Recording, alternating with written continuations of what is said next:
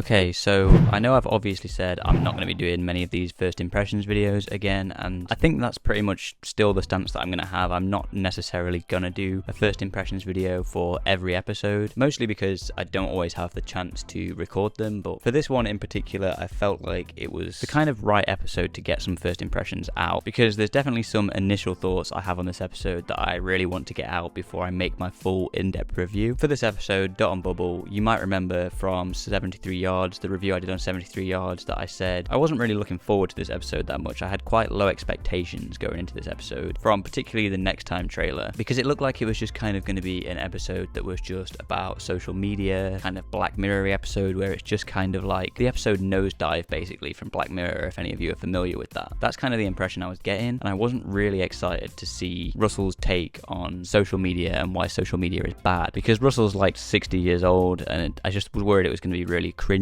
and boomer humor and stuff like that. So I went in with those quite low expectations, but luckily that is not what we got at all with this episode, and I was completely surprised by this episode. Now, there definitely are still elements of the social media commentary in this episode, but that's really only a small part of this episode, and I think a lot of people have really misinterpreted a lot of the stuff in this episode as just social media commentary. Particularly, I think the people that didn't really like this episode, or that it didn't really stick with them that much, because like I said, the social media aspect of this story is a very small part of this story, and I think the main social commentary of this episode is actually around social divisions, particularly class and race, and not really about social media. Obviously, there is the whole social media thing in there with the Dot and the Bubble that people are using, but I don't think the actual commentary itself is particularly focused too much on social media, besides stuff like obviously people being in their own bubble, their own echo chambers, and people kind of distracting themselves with social media from the real world and real world problems, which is definitely a factor in this. But like I said, I think the main thing with this episode is actually the commentary on social divisions. Obviously, for most of the episode, it's particularly around class, with obviously the people on Fine Time just being the rich kids, but obviously as well with the final scene at the end, there's obviously social commentary on racism there, which I know somehow a lot of people didn't actually get that, and they thought that it was just the Doctor and Ruby being treated as outsiders, even though for me personally, I think it was pretty obvious, especially with a lot of it being focused on the Doctor and not Ruby, and a lot of the lines they say are very clearly racist. So for me personally, I don't really see how people didn't get that. I know there's also still some people saying that it isn't meant to be that, but it is, because Russell T Davies has stated that in Unleashed, that that's what that scene was about. Now, I don't know if the reason that I understood it straight away is just because I happened to accidentally read the leak that kind of said this was going to happen at the end of the episode, but I don't think that is the case. I think personally I would have got this straight away, because I also rewatched it later on with my girlfriend, and she completely understood it straight away. I didn't need to explain it to her. It's very clear to both of us that that's what this scene was about. Now, I feel like it is worth mentioning that both me and her are just about to graduate from university with a sociology degree, but I personally don't think that's why we understood it that way. I think it's just because it's been made very clear in the episode, both in the text and also like the subtext throughout the episode. So for me personally, I do find it a little bit difficult to understand how people didn't quite get it. The thing I do kind of understand is some people initially thinking that it was a little bit out of nowhere at the end, which I personally think it isn't, but I can see why people didn't pick up on some of the subtle hints throughout the episode. For me personally, I was picking up on those, but once again, that could have been because I kind of saw the leak beforehand, so I kind of suspected it could be building up to that, so I was picking up on a lot of those indications early on. But I can see why some people might not have picked up on that. But that's why I think this episode is really beneficial for having a rewatch, because you can pick up on those things later on and see where it was going and think, oh, this should have been quite obvious to me. So I personally think that was done really well, and I don't think it was out of nowhere at the end. I think it was very nicely and subtly set up throughout the episode. But yeah, anyway, that all leads up to this final scene, which I'm going to talk about all these things in a lot more detail in my full review, which will be coming in the next week or so. But I do think that final scene is really what makes this episode stand out for me. It genuinely might be the best moment from this season so far. I mean, this episode is not the best episode in this season, in my opinion. I still really enjoyed it, but that scene is definitely the standout scene for me in the season as a whole so far, and the standout Doctor moment, which is just crazy to think, because obviously, for those who don't know, I guess at least, this was actually the first scene that Ncuti Gatwa filmed as the Doctor for the season. I think he did the stuff for the giggle before this point, but this was the first thing he filmed for season 1. So it's incredible that he managed to pull that off in his first scene. But yeah, like I said, this scene is what really makes this episode, and it is a standout moment for both this Doctor and for this season of the show. With that being said, I don't think this episode episode is perfect. I did like it a lot more than I was expecting, like I mentioned, but I do definitely still have some issues with this episode. They are kind of only minor issues, but they do let it down a little bit. The first thing is I feel like the pacing in the middle of this episode particularly, it does kind of meander a little bit. There's a lot of them just kind of sitting around and talking to each other through the screens, which completely makes sense, but it does kind of leave the pacing to kind of meander in the middle, because I think this episode has a really great setup and a really great conclusion, but I feel like Russell then kind of had to fill in the gaps a little bit in the middle and didn't do the best job of doing that. But I still think it works. It just could have maybe been done a little bit better during the kind of middle act of this episode. But as well as that, the other probably main issue I have with this episode is the whole thing with the slugs and the dot system, and basically the reveal of that the slugs are killing people in alphabetical order, because I really just don't see why they were doing that. We obviously get the moment later on in the episode where the dot just kills Ricky September by going straight through his head, and it's kind of like, well, number one, if they could do that this whole time, why haven't they just been doing that with everybody else? And number two, what is actually the reason behind them choosing to do it alphabetically? And I feel like the whole alphabetical thing was kind of just there so we could have a moment where the Doctor figures out what's going on, and also so we could have the twist where Lindy decides to basically sacrifice Ricky September so that she can escape. But I feel like that's kind of the only reason the alphabetical stuff was in there, because otherwise it's kind of like, for what reason would they be doing it alphabetically? And for me as well, I was just kind of expecting that mystery to be something a little bit more satisfying when it was solved, because when we find out it's just that they're doing it alphabetically, it's kind of like, yeah, but